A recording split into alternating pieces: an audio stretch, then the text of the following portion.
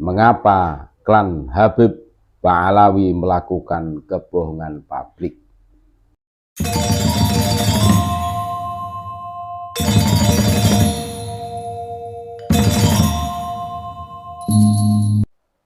Assalamualaikum warahmatullahi wabarakatuh.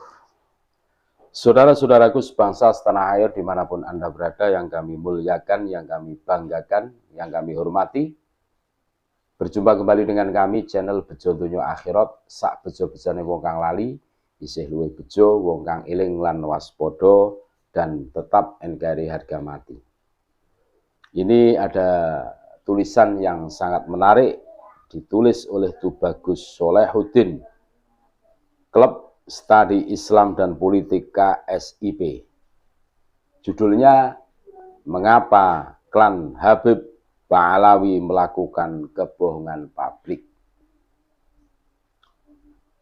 Adalah Kiai Imaduddin Usman Al-Bantani, seorang pemikir, pendidik, penulis kitab yang produktif, dan pengasuh pondok pesantren Nahdlatul Ulum Cempaka Kresek, Tangerang, secara berani dan meyakinkan mempertanyakan keabsahan nasab klan Habaib Pahlawi yang tersambung kepada Nabi Muhammad SAW dengan sebuah risalah ilmiah.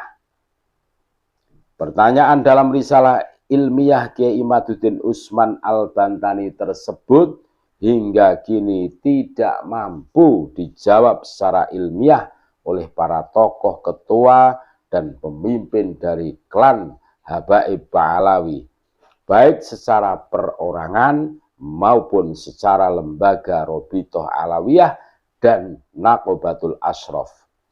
Tentu saja ini sangat mengejutkan, mengagetkan, bahkan menggemaskan kaum pribumi ataupun para muhibbin yang menjaga ajaran adab untuk menghormati para dzurriyyat Nabi Muhammad SAW.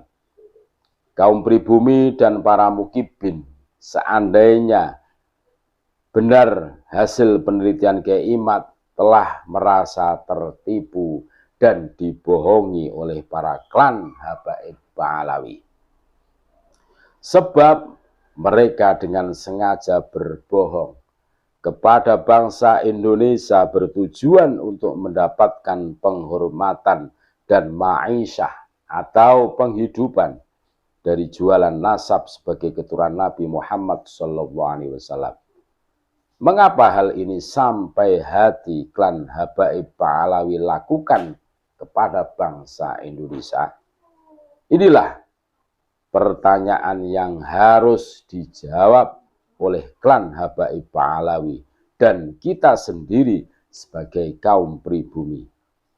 Faktanya, sejak zaman penjajahan Belanda, kaum pribumi dimasukkan kepada kasta terendah dalam struktur sosial berbangsa, yaitu kasta nomor 3.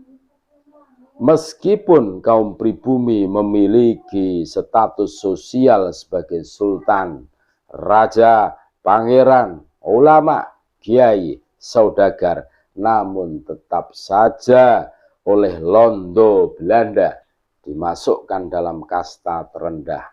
Sadis sekali kan? Wah, sangat ironis dan menyedihkan tentunya. Tapi itu fakta sejarah yang tidak terbantahkan. Harta benda dan semua kewenangan sebagai sultan, raja, pangeran, ulama, dan seterusnya dirampas oleh Belanda.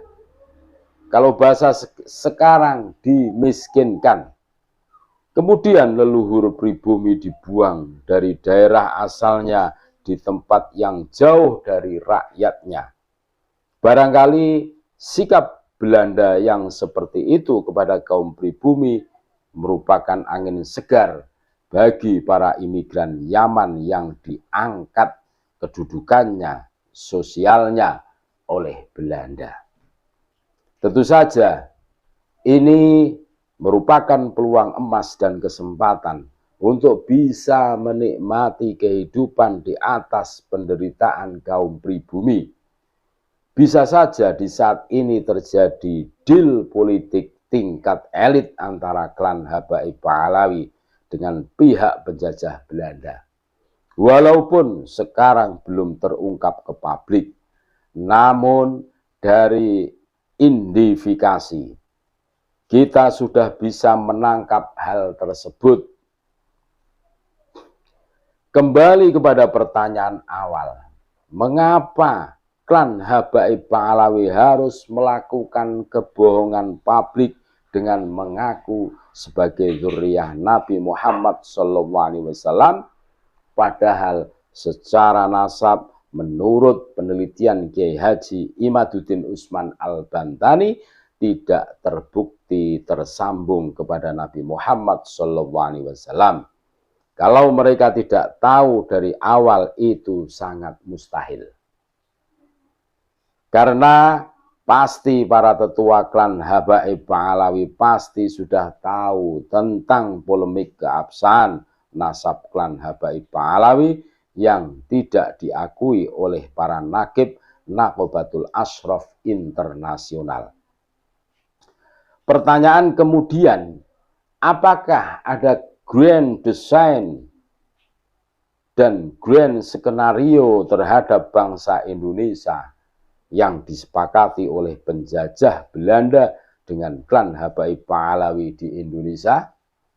Bila melihat foto yang beredar di media sosial, begitu mesranya Habib Usman bin Yahya dengan petinggi penjajah Belanda, penulis menduga pasti ada pembicaraan serius untuk agenda penting di tanah pusaka Ibu Pertiwi tercinta ini. Bila kita mencermati dengan seksama tingkah laku klan Habaib Pahlawi sekarang, indikasi itu sangat mungkin doktrin mereka, satu Habib yang bodoh, lebih utama daripada 70 ulama ahwal. Bukanlah doktrin biasa, tapi kita wajib curiga bahwa itu doktrin sudah by design untuk dicekokin kepada para kaum pribumi, terutama yang menjadi mukibin mereka. Doktrin yang diajarkan oleh klan Habaib Pahlawi tersebut sangat menabrak akal sehat dan ajaran Nabi Muhammad SAW. Bagaimana mereka bisa menganggap sama orang bodoh dengan orang berilmu? Mengapa mereka bisa menganggap nasab lebih mulia dari ilmu dan takwa? Ajaran dari mana itu? Wali Songo yang mengajarkan ajaran Kanjeng Nabi Muhammad SAW, panutan umat Islam di Nusantara, tidak pernah mengajarkan kepada umat Nusantara ajaran bodoh seperti ini.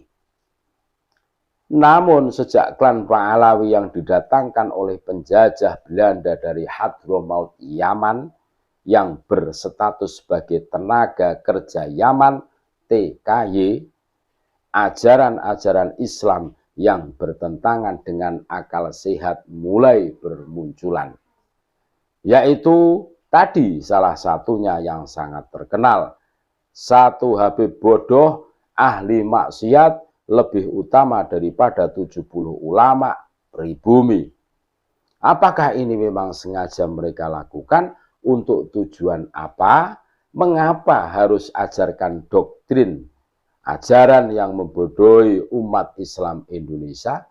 Mengapa ini mereka harus lakukan? Inilah pertanyaan yang juga perlu penelitian mendalam. Saat ini kita wajib waspada dan cermat membaca tanda-tanda zaman agar Ibu Pertiwi tanah pusaka leluhur tidak lagi dijajah oleh bangsa asing. Kita wajib pegang teguh pesan leluhur, sing eling lan waspodo. Jangan terpukau dengan wajah ngarap karena belum terbukti nasabnya tersambung kepada Nabi Muhammad SAW. Terima kasih dan tetap NKRI harga mati. Assalamualaikum warahmatullahi wabarakatuh.